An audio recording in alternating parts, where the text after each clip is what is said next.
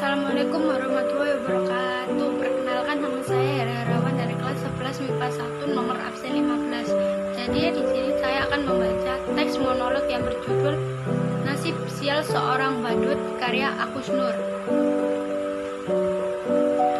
Musik riang mengawali pertunjukan. Musik pengiring atraksi badut atau musik sirkus. Bisa juga dangdutan atau mungkin musik atraksi topeng monyet. Aktor yang memainkan monolog ini bisa muncul datu sudah ada di panggung. Ia berpakaian gaya badut, tapi bisa dikombinasikan dengan jas atau pakaian lainnya. Biasanya gaya badut. Bisa juga pada awal atraksi ia memakai semacam topeng badut, tapi nanti saat mulai bicara, kemudian melepaskannya, pertunjukan dimulai dengan tradisi badut itu.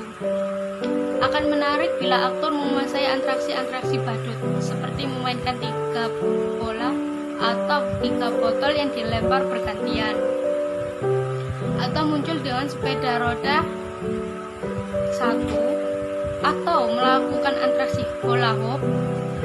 Sementara musik membangun suasana riang, badut itu melakukan atraksi-atraksi kocaknya. Gerakan-gerakan yang dimaksudkan untuk mengundang tawa, gerakan-gerakan slapstick atau lainnya yang kadang konyol. Mungkin gerakan itu tidak mengundang tawa, tapi memunculkan ironi, sampai badut itu menyadari bahwa atraksinya tak menarik perhatian. Ia terdiam. Musik berhenti. Wajah badut itu makin terlihat kusut. Tak ada yang lebih sial dari seorang yang ingin melucu, tapi sama sekali tak lucu. Jangankan orang lain tertawa, saya sendiri tak tertawa oleh lelucon saya. Duduk terpekur, seakan menyesali nasibnya. Mungkin kalian menyangka menjadi badut adalah pekerjaan paling gampang. Tinggal bertingkah kocak, dan orang akan tertawa. Bila kalian menjadi saya, kalian akan mengerti.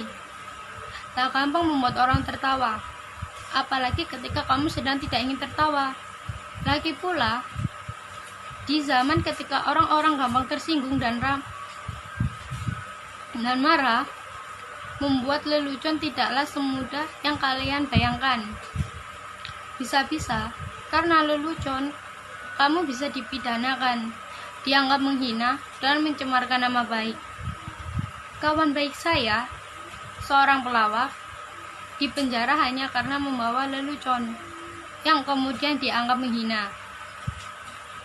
Dia bercerita tentang seorang yang memanjat pohon kelapa pada jam 10 pagi, dan dari atas pohon kelapa, orang itu mengumandangkan azan subuh. Tentu saja itu membuat gempar seluruh kampung. Orang-orang langsung berbondong mendatangi orang itu, berteriak-teriak menghujatnya, bahkan ada yang ingin membunuhnya. Dasar kafir, turun kamu! Begitu orang-orang kampung berteriak marah. Berani-beraninya kamu melakukan penghinaan. Azan subuh jam 10 pagi. Dasar orang aneh, kafir. Tapi dengan tenang, orang itu menjawab, loh, siapa yang aneh? Siapa yang kafir? Coba kalian pikir. Saya azan subuh jam 4 di masjid, tapi tak ada satupun kalian yang datang ke masjid. Begitu saya azan subuh jam 10, kok kalian pada berdatangan? Coba kalian pikir, siapa yang gak taat? Siapa yang aneh? Siapa yang kafir? Mendengus dan geleng-geleng. Orang kok gampang mengkafir kafirkan orang hanya karena berbeda menjadi permusuhan. Sekarang orang sepertinya senang bertengkar. Kalau Descartes bilang, aku berpikir maka aku ada. Orang sekarang seperti bilang, aku bertengkar maka aku ada. Pertengkaran menjadi komoditi diperjualbelikan. Bahkan seringkali diberi pembenaran atas nama keyakinan. Ayat-ayat digunakan untuk kepentingan kekuasaan. Makanya sekarang ini susah membuat orang tertawa. Saya menjadi badut meneruskan ayah saya. Dulu ayah saya juga seorang badut. Karena bapak saya badut, saya pun jadi badut. Sekarang kan sedang ngetren, anak meneruskan orang tuanya. Kalau bapaknya presiden, ya anaknya pingin jadi presiden. Enggak ding, anaknya nyalon jadi gubernur. Bahkan ada yang nyalon jadi wali kota. Sudah, jangan ngomong lantur, nanti saya malah tangkap. Dulu kata bapak saya, jadi badut itu lumayan enak, penghasilannya lumayan. Bapak saya sering diundang karena orang-orang butuh hiburan. Badut dan pelawak dianggap masih lucu. Lah, kalau sekarang pelawak saja kalah lucu kok sama politikus.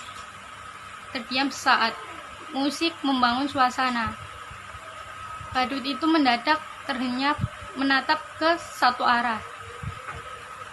Seakan ada yang mendadak muncul. Badut itu merapikan diri agak gugup, lalu mendekati. Menyapa seakan ada orang di hadapannya. Aduh, aku gak nyangka kamu akan datang. Silakan. Maaf, berantakan. Membereskan tempatnya, menyodorkan kursi panjang, kursi yang biasanya ada di warung. Duduklah. Mau minum apa? Atau mau makan? Ia mencari-cari makanan di antara barang-barang yang sudah berantakan, tapi tak menemukan makanan apapun. Kamu gak haus? Gak lapar? Syukurlah, kebetulan saya tak punya apa-apa, tapi bisa pesen GoFood kok. Tapi kamu yang bayar ya. Lalu bicara kepada penonton. Yang datang pacar saya loh. Jangan tersenyum ngejek begitu. Badut kayak saya juga manusia, bisa falling in love dan punya pacar. Lihat itu, cantik nggak pacar saya? Namanya Raisa, lengkapnya Raisa Bayar. Lalu kembali mendekati ke arah di mana seakan duduk pacarnya. Terima kasih kamu mau menemui saya. Saya kira kamu sudah melupakan saya. Tersenyum bahagia. Terima kasih. Kalau kamu terus ingat saya, kamu pasti kangen ya? Saya juga. Rindu itu berat. Kamu gak akan kuat. Biar aku saja. Bergaya malu-malu, duduk di kursi panjang itu, seakan pacarnya ada di sampingnya. Dan sambil bicara, ia pelan-pelan bergeser mendekati pacarnya itu. Aku kira kamu sudah gak mau sama saya. Katanya kamu punya pacar baru. Bergeser, mendekat, lebih tampan. Makin bergeser, lebih kaya. Makin bergeser mendekat, hingga sampai di ujung kursi panjang itu. Tapi percayalah, apapun yang terjadi, aku tetap cinta kamu. Nyanyikan lagu. Sumpah, I love you, I miss you. Makin bergeser mendekat ke ujung kursi. Boleh aku peluk kamu? Boleh aku cium kamu? Dengan gaya malu-malu, ia terus mendekati pacarnya. Hingga tanpa sadar ia sudah ada di ujung kursi panjang itu. Dan akhirnya terjatuh tergelimpang dari kursi. Ia menjadi tersadar. Celingkukan, melihat sekeliling. Memanggil-manggil Raisa. Raisa, Raisa, Raisa. Tak ada siapa-siapa. Tak ada yang datang. Badut itu langsung murung. Ternyata hanya khayalan saja, saya saja. Nggak ada pacar. Saya badut jomblo. Coba kalian bayangkan betapa sialnya saya. Sudah jadi badut, jomblo pula. Nasib saya benar-benar ambyar. Percayalah, jadi badut itu berat. Kamu nggak akan kuat. Biar saya saja. Musik membangun suasana antara romantis dan sedih. Badut itu memandangi wajahnya di cermin, kemudian menangis terisak. Kadang di antara isak tangisnya, ia terlihat terkekeh pedih. Sembari nahan isak tangisnya, pelan-pelan badut itu mengganti pakaiannya, atau secara teknik ia membuka pakaiannya dan di dalamnya ia sudah memakai pakaian yang lebih rapi. Kini badut itu sudah memakai pakaian yang lebih necis, seperti telah merubah menjadi orang penting. Ia bergaya dengan pakaian barunya itu, dengan gerakan yang tetap serupa badut. Kenapa kalian menatap saya seperti itu? Apa ada yang aneh dengan saya? Sudah saya katakan, saya ini orang yang sial. Tapi nasib memang aneh. Nasib selalu punya kejutan-kejutan yang tidak pernah saya duga. Kalian lihat penampilan saya, begitu keren dan berlende. Kalau saya berpakaian bagus, tapi sebenarnya saya tetaplah seorang badut. Saya sama sekali tak pernah memimpikan ini. Tapi barangkali inilah takdir saya. Suatu hari, saya diminta untuk mengisi hiburan pada kampanye partai. Menurut saya penampilan saya biasa-biasa saja, sama sekali tak lucu, tapi entah kenapa semua yang hadir tertawa terpingkal-pingkal. Saya hanya menjentik-jentikan jari seperti ini. Tapi semua orang tertawa. Saya hanya menggoyang-goyangkan bokong saya. Semua tertawa.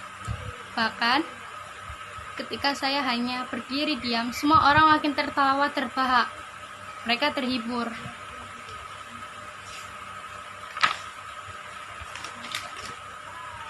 Dengan penampilan saya yang begitu bodoh dan tolol, sungguh saya tak pernah merasa setolol saat itu. Catatan. Nama Raisa di sini bisa digantikan dengan nama lainnya. Bila pemeran lakon ini perempuan, bisa menggantikannya dengan nama laki-laki.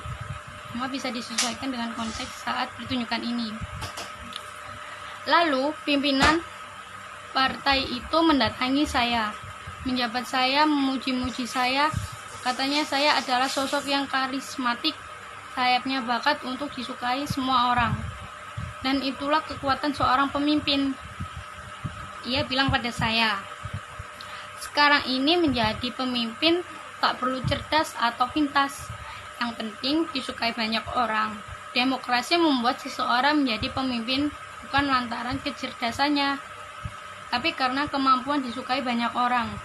Semakin banyak orang menyukaimu, memujamu, maka kamu akan menjadi pemimpin. Pendukungmu akan memujamu habis-habisan, tak peduli kamu salah atau benar. Yang penting kamu tetap disukai banyak orang. Kamu boleh bohong atau ngibul sesukamu. Yang penting orang tetap percaya kamu dan menyukai kamu. Dan kamu punya bakat besar seperti itu. Orang menertawaimu, tapi sesungguhnya mereka menyukaimu. Orang seperti kamulah yang dibutuhkan partai. Saya kemudian mereka dandani menjadi necis seperti ini. Didaftarkan ikut pilkada, padahal saya nggak tahu apa itu pilkada. Saya nggak tahu beda pilkada dan pilkabe.